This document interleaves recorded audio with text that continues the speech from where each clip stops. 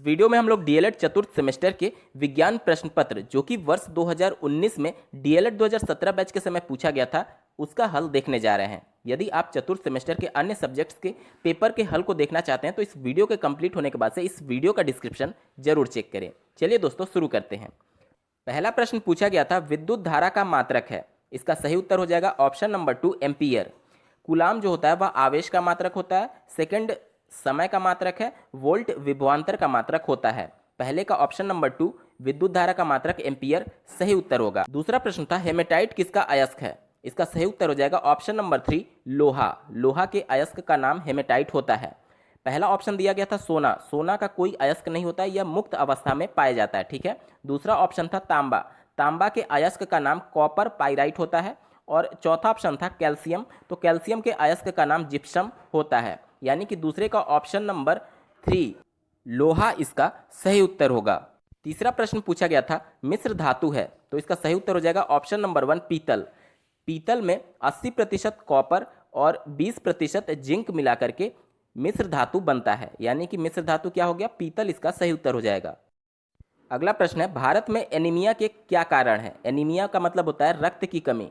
तो रक्त की कमी के बहुत से कारण होते हैं, जैसे कि पहला ऑप्शन दिया गया गरीबी। गरीबी से भी रक्त का कमी हो सकता है। क्यों? क्योंकि जब आपके पास खाने के लिए अच्छा भोजन नहीं होगा तो आपके रक्त का निर्माण भी अच्छे से नहीं होगा। इसी प्रकार आप देखेंगे कि विटामिन्स भी रिस्पॉन्सिबल होते हैं रक्त बनाने के लिए। तो जब आपके पास अच्छा भोजन नहीं होगा यानी गरीबी है तो भी एनीमिया से आप ग्रसित हो सकते हैं। दूसरा है अज्ञानता, यह भी कारण होता है रक्त की कमी का। तीसरा गंदा रहन सहन, ये भी है। यानी कि ऑप्शन नंबर 4 उपरोक्त सभी सही उत्तर होगा। चौथे का ऑप्शन नंबर 4 उपरोक्त सभी एनीमिया के कारण हैं। बढ़ते हैं पांचवें प्रश्न की तरफ। उत्परिवर्तन का कारण है। तो इसका सही उत्तर होगा ऑप्शन नंबर 1 जीन परिवर्तन उत्परिवर्तन का कारण होता है। दोस्तों अब बात करेंगे अति लघुत्तरीय प्रश्नों की। छठा प्रश्न पूछा गया था पिग आयरन किसे कहते हैं। तो ढलवा लोहा जिसे कच्चा लोहा भी बोलते हैं उसको पिग आयरन बोला जाता है। इसका निर्माण वात्या भट्टियों में किया जाता है। कच्चा लोहा में 4 से 5% से अधिक कार्बन होता है, बाकी अशुद्धियां होती हैं। इन अशुद्धियों की वजह से ही इनका गलनांक कम होता है और ये क्षण भंगुर हो जाते हैं। यानी कि आप हथौड़े से इसको पीटेंगे तो ये टूट जाता है।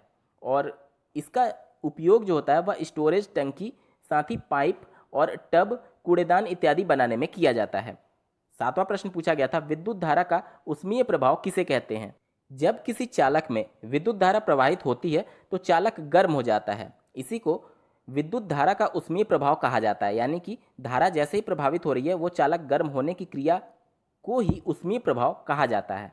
आठवां प्रश्न था रक्त वर्ग कितने प्रकार का होता है।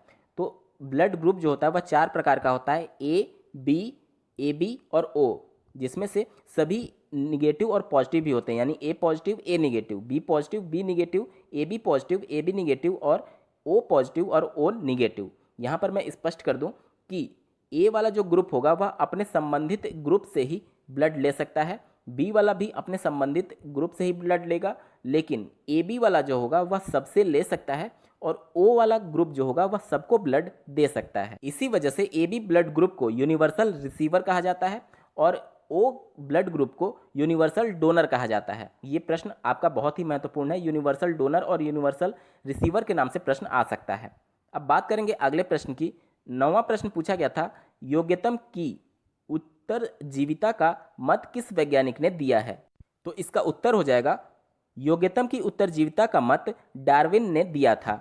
दोस्तों इसमें उन्होंने स्पष्ट ये बताया था कि जो भी अपने आप को वातावरण के अनुकूल कर लेगा वही इस वातावरण में जीवित रह पाएगा। यानी कि प्रकृति जो होती है, जो वातावरण होती है वह योग्यतम यानी कि सबसे श्रेष्ठ का ही चयन करती है और जो उसमें अपने आप को अनुकूल नहीं कर पाते, अपने आप को नहीं ढाल पाते हैं, उनकी मौत हो जाती है। और इसी सिद्धांत को योग्यतम की उत्तरजीविता का मत जो कि वैज्ञानिक डार्विन ने दिया था कहा जाता है। 10वां प्रश्न था थैलेसीमिया रोग के क्या लक्षण हैं। तो सबसे पहले थैलेसीमिया बीमारी के बारे में जान लेते हैं। तो रेड ब्लड सेल्स और हीमोग्लोबिन की डिसऑर्डर की वजह से यह बीमारी उत्पन्न होता है और इस बीमारी की वजह से आप एनीमिया के शिकार हो जाते हैं। एनीमिया मतलब रक्त की कमी से आप ग्रसित हो सकते हैं। थैलेसीमिया रोग के प्रमुख लक्षण निम्न प्रकार से होते हैं, जैसे कि आप हमेशा थकावट और कमजोरी महसूस करेंगे, आपके पेट में सूजन धीरे धीरे होने लगता है, जो यूरिन होगा यानी कि जो मूत्र होगा वह डार्क कलर का होने लगता है और त्वचा का रंग धीरे धीरे पीला पड़ने लगता है। ये कुछ प्रमुख लक्षण हैं थैलेसीमिया रोग के। बात करेंगे 11वें प्रश्न की, खाद्य श्रृंखला क्या होता है? पारिस्थितिक तंत्र में जीव भोजन के लिए एक दूसरे पर निर्भर होते हैं, जिससे एक श्रृंखला बन जाती है जिसे भोजन का खाद्य श्रृंखला कहते हैं। यानी कि जैसे जो घास फूस होते हैं उसको हिरन खाता है और हिरन को शेर खा जाता है। यानी कि आप देखेंगे कि पूरे प्रकृति में खाद्य का जो उत्पादन होता है वह सिर्फ पौधे के माध्यम से ही हो सकता है और उस पर सभी प्रकार के जीव जंतु निर्भर होते हैं। जैसे कि घास फूस पर शाकाहारी जंतु निर्भर होते हैं और शाकाहारी जंतुओं पर मांसाहारी जंतु निर्भर होते हैं भोजन के लिए। इस प्रकार से पूरा एक चेन बन जाता है, एक चक्र बन जाता है। इसी को खाद्य श्रृंखला के नाम से जाना जाता है। बात करेंगे लघुत्तरीय प्रश्नों की। 12वां प्रश्न था, धातु और अधातु में क्या अंतर होता है? धातु के जो ऑक्साइड होते हैं वह क्षारीय होते हैं, जबकि अधातु के ऑक्साइड अम्लीय प्रवृत्ति के होते हैं। अम्लों से क्रिया करने पर धातुएं हाइड्रोजन को विस्थापित कर देती हैं। जैसे कि आप देखेंगे सोडियम का जब HCl से क्रिया करेगी तो NaCl बन जाता है और हाइड्रोजन अलग विस्थापित हो जाती है, ठीक है। लेकिन जब अधातुओं का अम्लों से क्रिया कराया जाता है तो अधातु हाइड्रोजन को विस्थापित नहीं कर पाते हैं, ठीक है। तीसरा अंतर आप लिख सकते हैं, इनमें धन विद्युतीय गुण होने के कारण इनके विद्युत अपघटन पर कैथोड पर एकत्रित हो जाते हैं। क्या? वो धातु कैथोड पर एकत्रित हो जाते हैं, जबकि अधातु जो होते हैं वह कैथोड पर एकत्रित नहीं होते हैं। अगला प्रश्न है, चुंबक के गुण एवं इसके उपयोग लिखिए। चुंबक लौह पदार्थ या फिर चुंबकीय तत्व को अपनी तरफ हमेशा आकर्षित करता है। चुंबक का जो छड़ होता है वह उत्तर दक्षिण दिशा में सदैव ठहरता है। चुंबक में 2 ध्रुव होते हैं जिसे नॉर्थ पोल और साउथ पोल के नाम से जाना जाता है। प्रत्येक ध्रुवों पर चुंबकीय क्षेत्र की जो शक्ति होती है वह सबसे ज़्यादा होती है, जबकि बीच के पार्ट पर चुंबकीय क्षेत्र की शक्ति कम होती है। यानी कि जो भी लौह पदार्थ आकर्षित होगा वह ध्रुवों पर ज़्यादा शक्ति से आकर्षित होगा और बीच के पार्ट से कम शक्ति से आकर्षित होता है। 2 ध्रुव, अगर 2 चुंबक हैं तो समान ध्रुव एक दूसरे को प्रतिकर्षित करते हैं और असमान ध्रुव एक दूसरे को आकर्षित करते हैं। चुंबक का उपयोग मैग्नेटिक कंपास बनाने में किया जाता है। इसके अलावा generator, motor, loudspeaker, telephone, TV, पंखे, मिक्सर, बिजली की घंटी आदि में चुंबक का प्रयोग किया जाता है। 14वां प्रश्न पूछा गया था, प्राथमिक उपचार के लिए कौन सी आवश्यक बातें जरूरी हैं?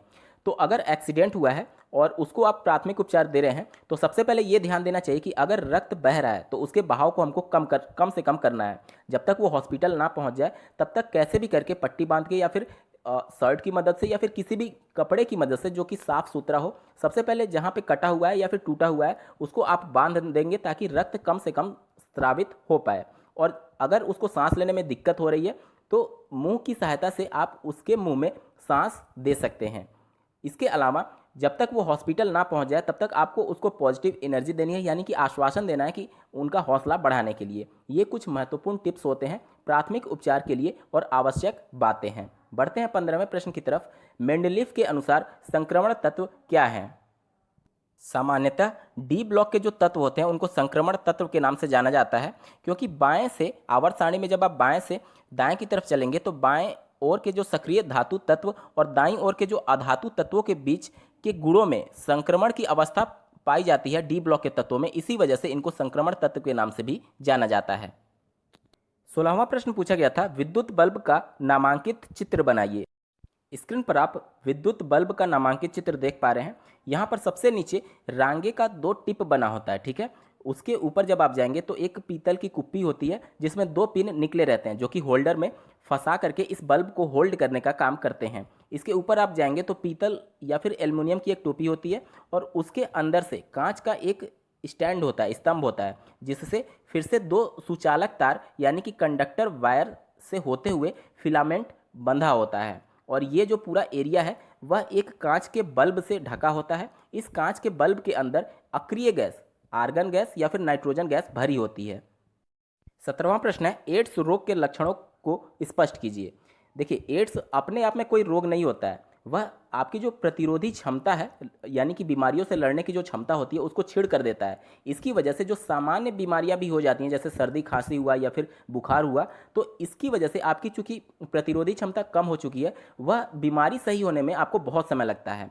तो यानी कि एड्स एक तरीके से आपकी शक्तियों को छीड़ कर रहा है, ताकि वह आपके छोटी मोटी बीमारियों से भी आप नहीं लड़ पाएंगे और आपका शरीर धीरे धीरे कमज़ोर होता चला जाएगा। तो एड्स रोग को आप किस प्रकार से पहचानेंगे, इनका लक्षण क्या होता है? तो इनका सामान्य सा कुछ लक्षण है, जैसे कि सिर दर्द, आपके सर में हमेशा दर्द रहेगा। दूसरा, बुखार रहेगा, हमेशा आप फील करेंगे कि हल्का हल्का बुखार है। फिर उसके बाद से स्किन रैशेज, जैसे आप धूप में निकलते होंगे और किसी स्किन पर जैसे थोड़े थोड़े जलने टाइप के लाल लाल रैशेज हो जाते हैं, उसी टाइप के आपके स्किन पर आप धूप में ना निकले तो भी हमेशा रैशेज रहते हैं। इसके अलावा मांसपेशियों में हमेशा खिंचाव रहता है, जैसे आपको हमेशा थकान की महसूस होती है, आपको 24 घंटे थकान महसूस होगा। इसके अलावा आप मेंटली प्रेशर में रहेंगे और तनाव महसूस करेंगे, और जहाँ भी आपके जोड़ रहते हैं हड्डियों के, वो उनमें हमेशा दर्द रहता है, और धीरे धीरे धीरे धीरे आपका वजन कम होता चला जाता है। आपका मन हमेशा विचलित रहता है, उल्टी जैसी हमेशा मन करेगा, और इसके अलावा जो भी बीमारी होगी आपको उसको सही होने में काफ़ी समय लग जाता है। ये कुछ महत्वपूर्ण लक्षण हैं एड्स बीमारी के। 18वां प्रश्न है, दीर्घाकार आवर्त सारणी के दोष बताइए। तो दीर्घाकार आवर्त सारणी के निम्न दोष होते हैं। पहला, हाइड्रोजन की स्थिति। दीर्घाकार आवर्त सारणी का दोष ये होता है कि लेंथेनाइट एवं एक्टिनाइड की स्थिति भी असंगत है। इसके अलावा एक समान तत्वों को पृथक जबकि कुछ असमान तत्वों को एक ही वर्ग में रखा गया है, ये प्रमुख दोष होते हैं। इसके अलावा तत्वों के कुछ असंगत युग्मों की भी स्थिति प्रमुख दोषों में गिनी जाती है। इसके अलावा समस्थानिकों की जो स्थिति है आवर्त सारणी में, इसकी वजह से भी दीर्घाकार आवर्त सारणी विवादों में रही हुई है। तो ये कुछ महत्वपूर्ण दोष थे दीर्घाकार आवर्त सारणी के। दोस्तों, आपको यह वीडियो कैसा लगा कमेंट्स के माध्यम से जरूर बताइएगा। साथ ही चतुर्थ सेमेस्टर के अन्य प्रश्न पत्रों का कंप्लीट सॉल्यूशन देखने के लिए इस वीडियो के डिस्क्रिप्शन को चेक करना ना भूलें। इस वीडियो को देखने के लिए आपका बहुत बहुत धन्यवाद। भगवान करे आपका दिन शुभ हो।